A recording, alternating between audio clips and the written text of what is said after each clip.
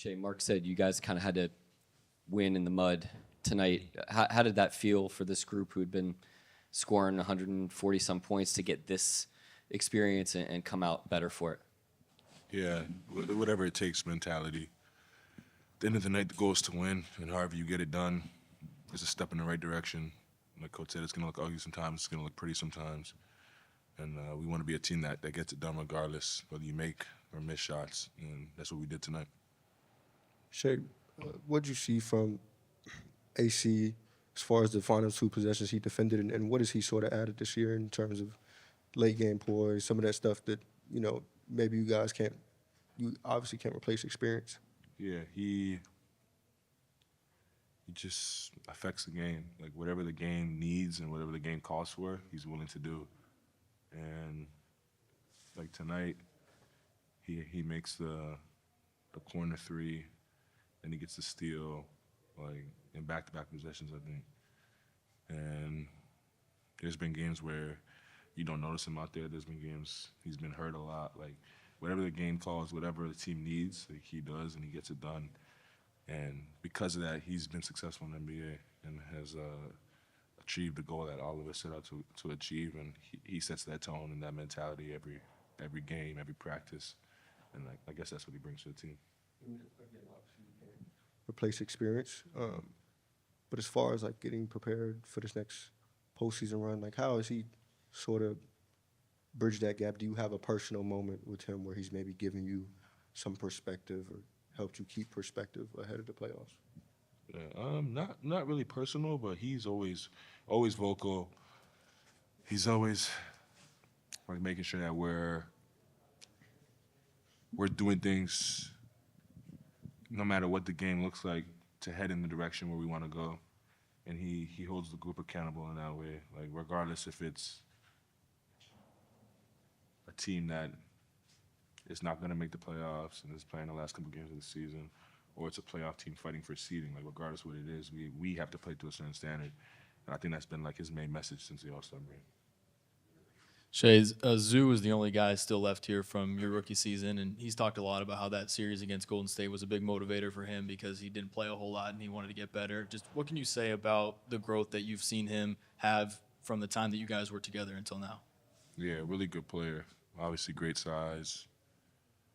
He's gotten better, it feels like, every year, which is impressive. But yeah, Zoo's always he's always known how to play. He's always been smart. And then he's just put together the skill part of it in the past couple of years, and because of it, he's one of the best bigs in the game. Shai, just curious how you, as you develop over the years, navigate through like a 7 for 26 whatever shooting night. How are you still able to impact the game positively, get 26 points, 8 assists? How are you still finding ways to impact the game positively, despite the shots maybe not going down? Yeah, the game, the season, the years, like it's not always gonna be pretty, and I know that. So I don't ever let it being ugly affect me, and I also don't let it being very pretty affect me. Like I try to stay even keeled. I'm gonna have nights where I barely miss. I'm gonna have nights where I barely make, and regardless, I'm gonna have to get up tomorrow morning and do the same thing and try to get better. And that's what I'm after. I'm after just getting better every day, and I think because of that, I've had success. With this Clippers team, I know they're 7th seed in the West, but I think this is the 3rd game together, fully healthy. Is this a team that you think maybe has some potential? Obviously you guys have aspirations as well, but what do you think about that team now that they're fully healthy and what they're maybe capable of doing? Yeah, they're a good basketball team for sure.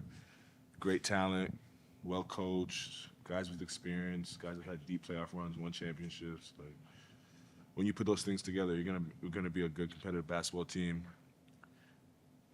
Like it feels like that for the whole West. Like from 1 through the play-in is good basketball teams that you can't take lightly, and it's been like that for as long as I can remember, and it's no difference. Like they're a good basketball team. They can beat anybody in the league. Like that's what it's been the rest of the year.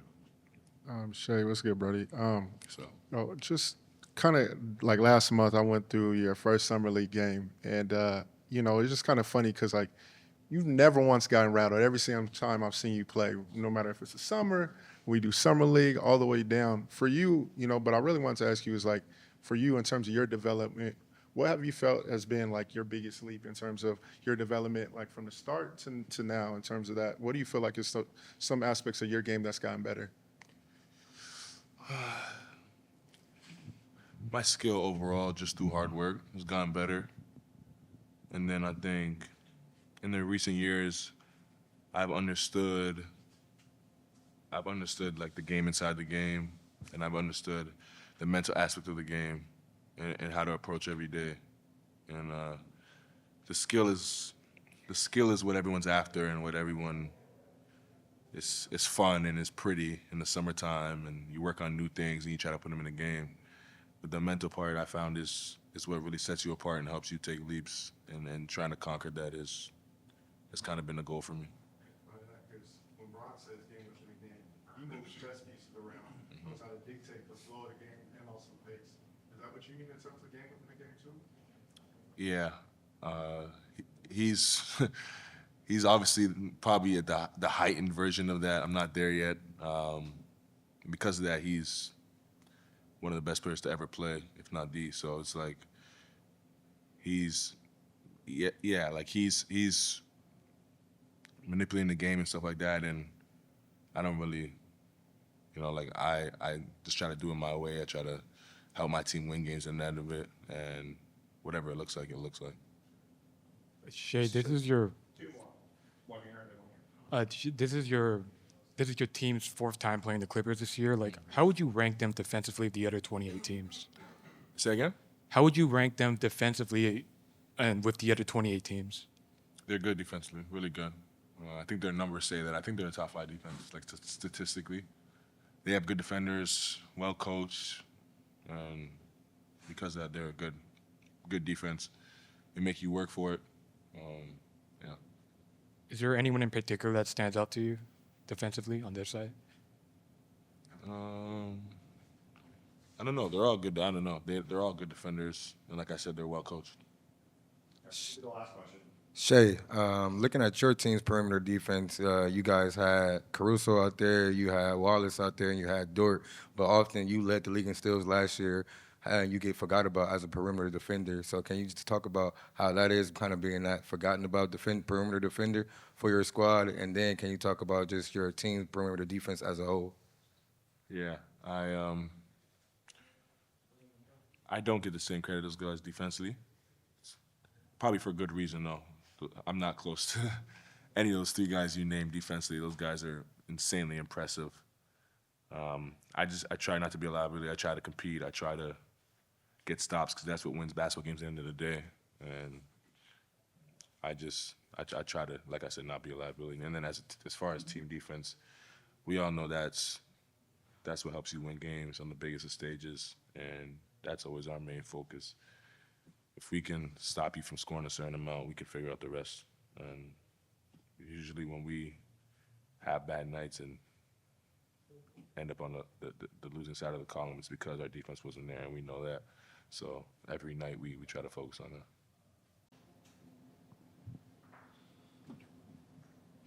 Alex, can you walk us through your perspective just on that last possession there where you guys were able to get the stop? Be a little more specific. Which Sorry. one? On The the free throw? The one Before that. Before that, Shai yeah, got. yeah. Okay. Mhm. Yeah, we just did a really good job. I saw the clip already. Tried to stay down on Kawhi. He tried multiple times to go. Kaysen was in a good spot to help. He threw it to Norman Powell. Lou got a great contest. Zubac tipped it out. And then from there, Kawhi caught it like in his spot with me closing out to him, and Kaysen did a good job of being in the gap for me. He got off of it, got back to me, and then I kind of figured he wanted to go right. Like that's kind of traditionally where he likes to go. So once he went right, I tried to cut him off. And then Kaysen, again, great job of helping and being there for the spin, and just trying to force him into taking a tough one. Like you never know with guys that are of that caliber. Them getting a shot off in general, it could always go in. So just trying to be, as locked onto him as I could, get a good contest, and then they did a great job rebounding on the backside. what's it like for you, obviously as a great defender, to be in a position like that, knowing you have a great defender in Cason Wallace behind you and Lou Dort on the other side? Yeah, I mean, it really just it allows you to play aggressive, knowing that if someone picks up fouls or someone gets by you, that you have guys that can easily pick them up, and you don't have to worry too much about trying to get them out of the matchup or them taking advantage of it. And it just gets us going. Like, no matter whose night it is, some nights it's me, some nights it's Case, and sometimes it's Lou. Sometimes it's Hart, Chet, Dub, Shai. Like, there's a handful of players that can get it going defensively. So whoever has that energy and that moxie, we kind of just follow their lead. Hey, see, I know you're down, guys, so maybe personnel kind of call for it, but we've seen now you, Lou, and Cason on the floor at the same time, at least a decent sample. Like, what have you seen from that trio? What have you liked about it? What do you think you can improve? Yeah, there's not a lot of holes when we have those three guys on the court at the same time. Whether you're putting, like tonight, I think we started Lou on James. He did a great job point of attack, and then I battled with Kawhi and had Cason on Norman Powell. Like, when you have a team that has three guys like that all average 20-something in our kind of main engines, it's nice to have the ability to put us three on the court at the same time with them and kind of cover that up. And then we've talked about, your sort of balance between being a teammate and then being like, not a chaperone, but like a veteran for a really young team. Mm-hmm. How much of that role, your job, your obligation there is, letting a guy like Cason seize an opportunity, get his moment, that sort of thing? Yeah, I mean, that's probably the most important thing for us as a team, is just everybody stepping into their own whenever the time calls for them. Because you know what you're gonna get from two, you know what you're gonna get from Dub, and then all season it's been about playing off of them, and whoever has the night. Like, I think Isaiah Joe didn't score tonight, and there's been games this year where he hit 8 threes. There was a game the other week where Lou went 8 of 14 from three, and I don't know how many he had, maybe single digits tonight. Like, there's always opportunity for somebody to step up and be aggressive, and that's one of the luxuries of this team, is that we have so many guys that are skilled and versatile and can play. So a lot of that for me is just trying to keep guys to be aggressive. And even myself, like, I started the night, I missed 2 threes, airball one, ball slipped out of my hands on a layup. But part of me trying to get them to be aggressive and be confident is showing them that too, and myself staying confident and bouncing back, making plays from that. AC, in today's NBA, what can you say to the youth? Because I've been talking to a lot of high school players, and they'll be like, when they guard the best player, they're like, man, I get fouled, so I'm not going to guard the best. But, like, for you, what would you suggest in terms of, guarding the best, and then also just making stuff tough, instead of people just thinking, like, you got to get every single stop, and if they do start cooking, just make it tough every single time. What can you say to that? Yeah, I mean, I've spoken on that before. Like, the guys, and this is really true for the NBA, but any level, like, the best player on the team, the top scorer, if you do a good job, they'll probably get to their average. And they might be a little below it, but they'll probably get to their average. And if you aren't locked in, like, they'll go for 30, 40 plus. So part of that is just having amnesia, like, next play mentality. Like, they got a good bucket, all right, cool, you got to do it again. And then if you get a stop, it's like, all right, that was a good one. Well, I got to get another stop. Part of that's just being hungry to compete every single possession, because playing against greatness brings greatness out of you. So, like, every time that I get to play against potential Hall of Fame guys that are all NBA, all stars, I get excited because I know that it's going to bring the best out of me. When you get two, because I remember when I played overseas, like, when I get two, I'm like, mentally I'm thinking about that, but like, for you, guarding the best, like a Kawhi, like, when you get 2 fouls, like quick ones, how is that thought process and mindset for you? Because you're still aggressive, still make those shots tough too as well. Yeah, it's just about learning how to play angles, play reads. Just try to work before they get the ball in spots to where you're at a disadvantage. And a lot of that, at least on this team, Mark does a good job of playing guys with fouls. He just says, if you're out there, you play. Like, don't worry about what your foul count is. Don't worry about the situation. Like, you play the game however you would. So a lot of that, kind of just breathes confidence into me to just go out and compete every possession, no matter what the game and foul count looks like. Alex, that last play against Kawhi, where he has just so much size and strength. Like, what's your strategy as a defender to take that away? About that, yeah. Just trying to make it difficult for him. Part of it's working angles. He had a couple times where he just, big shoulder, and, I don't know how much he weighs, but he outweighs me, and he's a stronger player than me. So it's just about fighting to get the catch out as far as I can, so that he doesn't catch it at 15 feet and end up at 5, 6, 7 feet. And then from there, just playing angles, playing positions, switching up, contact on his body just to kind of keep him off balance, push his catch out, stuff like that. Did you know that it was going to be you on him and not Lou in that situation? Yeah, I mean, whole game we've had, we started me on him, Lou on James, and it was going pretty well. So yeah, I mean, I figured that was going to be the challenge. Anybody else? Gallo, you got last one, Gallo. I just want to ask you about the 15-0 run in the second quarter. You guys went on. I mean, they had gotten a double-digit lead, and just how massive in the moment that felt for you guys to be able to pull back that quickly with that group on the floor. Yeah, I think we just kind of doubled down on the things that we knew we needed to do. We got a little slow, a little stagnant in the first quarter, and we kind of just let them dictate the terms, offensively, and we didn't really put up much of a fight. We gave up 16 points in the paint, 7 free throws. I remember those numbers because we said it multiple times in huddle. And that was 23 of their 30-something points. So we just didn't do a good enough job of playing to our identity on that end. And so in the second quarter, we did a better job, turned up the physicality, energy, got out in transition, got some layups, and then popped the ball around and had them chasing instead of loading up in their shell defense. 9 minutes of that game was played within one possession. Would you make it the way of on the road? You guys are still one of the youngest teams in the league to handle the game pressure and how you executed down the stretch. Yeah, you got to sometimes be able to win in the mud, and we had to win in the mud tonight. Obviously, that was a hard-fought game by both teams. It was a possession game for a long time, and the game, wasn't easy, for either team. And I just thought our guys' focus to be able to just stack possessions and execute the play in front of us and not get caught up in how the game's going was important tonight and was impressive. So it was a really good experience for us either way, but obviously very happy to come out with a win.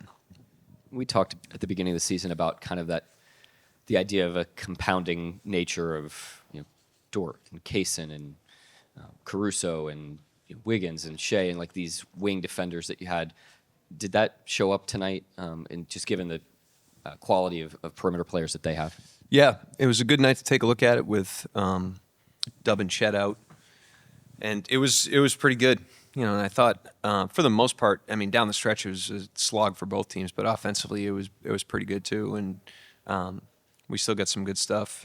But I mean, to be able to put one on Leonard, one on Powell, one on Harden, and still have Shai, and Hart, there's not a lot of holes there defensively. So I thought it looked really good. We haven't done that very much this year, and was excited to do it tonight, see what it looked like, and I thought it checked out.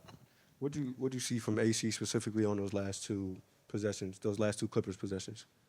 I mean, he's just such a winner. He's got great competitive instincts, great situational awareness. He's always present in the game, and he's never distracted by how the game's going for him. He just plays the next play the same way, and the defensive versatility and intellect is also huge. To be able to put him on Leonard, move him to Harden.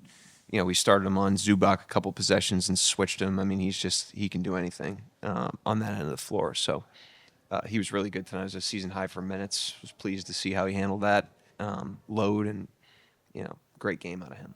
And Coach, the game was basically a statistical dead heat, except for your edge and second chance points. And their edge in free throws. if we're going to talk about it. Yeah, you got me on that one. All right. So I want to know, how do you feel about the Clippers defense? The Clippers defense versus the fluidity of your offense, holding you guys under your average of 120 points. Yeah, they were really good defensively tonight. They always, are a top 5 defense for a reason. They've got good individual defenders. Zubac is a really good rim protector. They've got smart players, so they put out fires out there on the court, and they're really, really well coached. They have great schemes and are always in the right places. They don't make a lot of self-inflicted mistakes. So, when you're going against a defense like that, you got to be really sharp. I thought we could have been a little sharper. It's certainly a game we can learn from, but a good experience for us. Like I said, to have to slog through that one, it puts an emphasis on the details on the offensive end of the floor, and something we can definitely reflect on and improve from. Mark, just going back to AC, I don't know that he's had a lot of loud nights. Maybe not as loud as what he did tonight defensively. In terms of his body of work this year, like I know you can't really mirror the playoffs, but like in environments like this, like what does he add in terms of down the stretch, emotional maturity, and that defensive toughness, try to that sort of blend? I mean, if you watch his minutes, he's an incredibly impactful player on both ends of the floor. He really enhances his teammates and, helps glue our system together on both ends. That can kind of get, he hasn't played like a career high in minutes or anything like that because of the depth of the team, and that can get lost in the depth of the team at times. I think Cason Wallace's development can get lost in that. Caruso's impact can get lost in that. Wiggins, jump he's made offensively can get lost in that. And so, it may not have been loud to you guys, but he's loud for us every night that he's on the court because of the impact that he has on the team. And it was good, he did this similarly in Memphis where he got a start and did a hell of a job on Morant on a night where we had injuries. He started tonight on a night where we had injuries, and, you can plug him into those roles and those types of minutes, and he can expand his impact. But you play him 15 minutes, he impacts those 15 minutes with great consistency. Mark, what did Lou do to still have a defensive impact, even with a lot of the calls not going his way throughout the game? Lou? Yeah, I thought good tone on Harden early. Harden got a little bit loose later in the game, but I thought we got off to a good start there, and he does a great job on Harden. He knows his game very well. Just a disruptor. He sets an unbelievable tone for us with his physicality and his effort. I thought that was on display again tonight. And to be able to move him around the way that we're able to with Cason and Caruso out there is a luxury as well. So it was, it wasn't a signature defensive game for him, but another very impactful one, which he is every night. Just from a tactical standpoint, how have you seen the team adjust, learn from when calls aren't going team's way, and what that might mean for the postseason? Well, we'd like the calls to go our way when we deserve them, but I thought we just played through everything tonight. Like I said, that was a ugly game. It's a low hundreds game. It was a possession game for maybe the whole fourth quarter. I didn't think Shai had his best game. He missed some shots I think he would normally make. It was a hard game. And to the credit of the team, we stayed present and we just played the possession in front of us. And, you referenced the playoffs. That's what you need in the playoffs. You got to just have great competitive presence and not get distracted by anything outside of the possession that's in front of you. And I thought we flexed that muscle a little bit tonight. Coach, wanted to give you a lot of credit. I love watching y'all play. You just talked about it, competitiveness, but even all the way down from like the beginning of the year, AJ Mitchell, we got K. Rich, Wiggins, like y'all play hard every single day. What can you say to kids, inspiring basketball players about playing hard, and then when you get to the NBA, carving out that role, and then, finally fine-tuning everything about your game, but playing hard first and competing every single night, and how important that is? Yeah, I think, first of all, thank you. And then the second thing I just say is we have guys that love to compete and they love to play. And they love to play on a team. They don't just love basketball in a vacuum. They love competing together. And that gives you energy throughout the course of a year. And tonight I thought that was on full display. We've clinched the 1 seed. We've clinched a playoff spot. We have X amount of games left. You could, if you don't love to compete, you can talk yourself into an 80% night effort-wise or a 90% night. But these guys love to compete. And they express that with the consistency with which they compete, and then it builds momentum inside the team. It's contagious, and they're very like-minded in that way. Hey, Coach. You talked about the jump that A. Wiggins has made this year. With no true second option out there with you tonight, he was second in scoring for the squad today. Can you talk about his impact and kind of how he put the league on notice this year? Yeah, I mean, he's been a great developmental story for us. You know, he was a two-way, he was a late second-round pick, and is a guy that came in and mastered the system on both ends of the floor early and made himself very functional and playable and found his stuff inside the system. And he's just gotten better and better and better with the work that he's put in. And he's now blended more creation into that. You know, but he still gets the system stuff. He got a lot of catch and shoot threes tonight. He actually could have had a bigger night tonight. I was impressed with the amount of shots he was able to get, just find in the game. And he missed some good ones that he can normally get. But yeah, he's been a great developmental point of pride for us, and he should be very proud. I mean, he's done an unbelievable job forging himself into this player. Got three more. We're going to go here, and then Joel. Coach, before the season started, did you see yourself in this position, doing this well? And then also, how do you see yourself growing as a coach? How have you grown through this dynamic season that you're having? I mean, I never come into the season with any expectations. We just take it a day at a time and a step at a time. So we try not to have any projections into the future. But I also have learned with this team not to put a ceiling on them. They've, shown time and time again their ability to be uncommon, and I've gotten used to that and certainly believe in that. So nothing they accomplish surprises me. And I've just learned how to, work with them and coach them. At the end of the day, we have a great coaching staff, but it's our job to serve the players and put the players in positions to be successful. And we're constantly trying to figure out how to do that. Not only our coaching staff, but everybody in the organization that touches our guys. Yeah, Coach, about 2 weeks ago, Shai told me that he's more of a lead by example type of leader, not so much vocal, which, outside of the organization, that may get misconstrued into him not being a leader because he's not loud about it. How have you seen this team receive his leadership? We always say the leader is the person doing the right thing, and that makes leadership accessible to everybody and entitled to no one. And he walks the walk. He's a great worker. He's built self-confidence that is now contagious in situations like tonight. That shows up. And everybody is different. Everybody leads in their own way. We don't try to micromanage people's personalities. We encourage our guys to be who they are. And if you're doing the right thing and you're inside of who you are, you're leading. And everyone's different in how they do that. We don't want to make anybody feel like they have to be something they're not. And so he's fully himself. He walks the walk day after day. It's a beautiful thing, and how he does it is his decision, and he does it quite effectively. I don't know if it's black and white for you, but when you usually talk about officiating, you're looking for consistency. Did you see consistency tonight? How would you measure that?